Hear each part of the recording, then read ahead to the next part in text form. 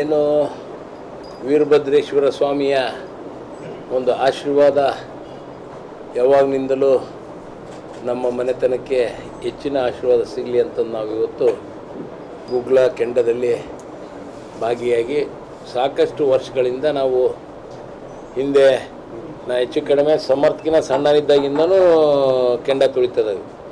ನಾವು ಹೇಳ್ಬೇಕಪ್ಪ ಅಂದರೆ 15ನೇ ವರ್ಷ 14ನೇ ವರ್ಷ 14-15ನೇ ವರ್ಷಕ್ಕೆ ಸ್ಟಾರ್ಟ್ ಮಾಡಿತ್ತು.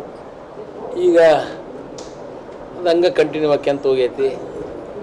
ನಮ್ಮ ಹಳೆಪೇಟೆಯಲ್ಲಿ ಏನು ಟೆಂಪಲ್ ರನ್ ಅಂತಾರಲ್ಲ ಹಂಗೆ ನಮ್ಮ ದುಗ್ಗಮ್ಮನ ದೇವಸ್ಥಾನ ಆಗಿರ್ಬೋದು, ಈ ಕಡೆ ಈರಣ್ಣನ ಗುಡಿ ಆಗಿರ್ಬೋದು, ಆಂಜನೇಯನ ಗುಡಿ ಆಗಿರ್ಬೋದು, ಮಲ್ಲಿಕಾರ್ಜುನ ಸ್ವಾಮಿ ದೇವಸ್ಥಾನ ಮತ್ತು ಬಕ್ಕೇಶ್ವರ ಸ್ವಾಮಿ ದೇವಸ್ಥಾನ ಮತ್ತು ಬೀರಲಿಂಗೇಶ್ವರ ಸ್ವಾಮಿ ದೇವಸ್ಥಾನ, ಈಶ್ವರ ದೇವಸ್ಥಾನ ಎಲ್ಲ ಒಂದೇ ಕಡೆಗೆ ಅದಾವೆ.